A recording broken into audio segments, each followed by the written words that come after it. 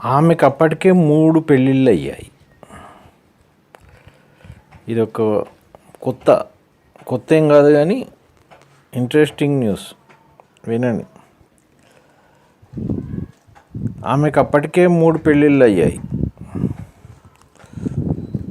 ఆస్తి కోసం ప్రియుడితో కలిసి 3వ భర్తను హత్య చేసింది. 3వ భర్తను హైదరాబాద్లో చంపేసి మృతదేహాన్ని కర్ణాటక తరలించి దహనం చేసింది. కర్ణాటక పోలీసుల దర్యాప్తులో విషయం బయటపడడంతో ఆమెతో పాటు మరో 2 అరెస్ట్ చేశారు.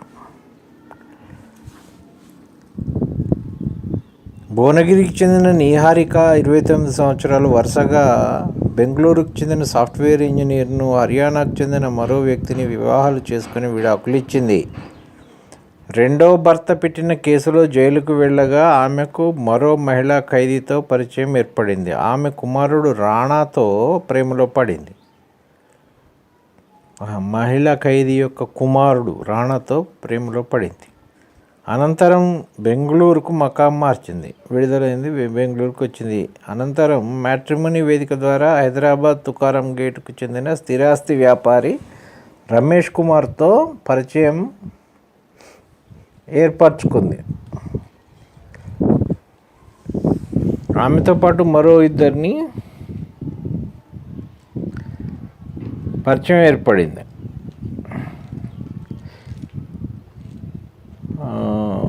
అనంతరం బెంగళూరుకు మకాం మార్చింది. అనంతరం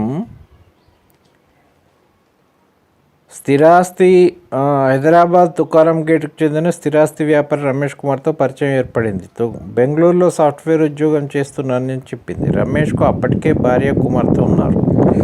అయినా ఇద్దరు 2018లో రిజిస్టర్ మ్యారేజ్ చేసుకున్నారు. గట్కేశ్వర్ పోచారంలోని సంస్కృతి టౌన్షిప్లో కాపురం పెట్టారు. ఉద్యోగం పేరిట నిహారిక బెంగళూరుకు వెళ్ళి వచ్చేది. ఈ క్రమంలో నిహారిక ఈ నెల 4న పోచారానికి రాగా అప్పటికే ఆమె తీరుపై అనుమానం వచ్చిన రమేష్ కుమార్ గొడవపడ్డాడు. ఇంటి నుంచి బయటికి వెళ్ళిన నిహారిక రాణాను వెంట పెట్టుకొని తిరిగి వచ్చింది.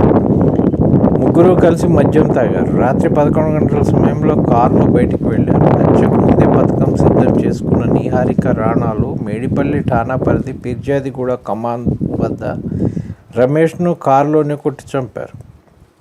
ఈ విషయాన్ని నిహారిక బెంగళూరులోని మరో ప్రియుడు నిఖిల్ రెడ్డికి చెప్పింది. అతడి సూచనతో మృతదేహాన్ని కారులోనే కర్ణాటకలోని కొడుగు జిల్లా సుంటికుప్ప ప్రాంతానికి తరలించారు. అక్కడ ఒక కాఫీ తోటలో మృతదేహాన్ని ముక్కలు చేసి దహనం చేసి పారిపోయారు. అక్టోబర్ 8న మృతదేహాన్ని గుర్తించిన స్థానికులు పోలీసులకు సమాచారం అందించారు. కాఫీ తోట చుట్టుపక్కల ప్రాంతంలో 500 సీసీ కెమెరాలను వారు పరిశీలించారు. వాటిలో నమోదైన కారు నంబర్ ఆధారంగా దర్యాప్తు చేశారు. రమేష్ కుమార్ పేరిట ఉన్న కోట్ల రూపాయల ఆస్తిని కాజేసేందుకే హత్య చేసినట్టు నిందితులు విచారణలో అంగీకరించారు. కేసును మేడిపల్లి ఠాణాకు బదిలీ చేయనున్నారు. ఇది సంగతి. ఇంత మోసం చేసి ప్రియుడితో కలిసి భర్తను హత్య చేసింది. ఇట్లున్నది కాలం.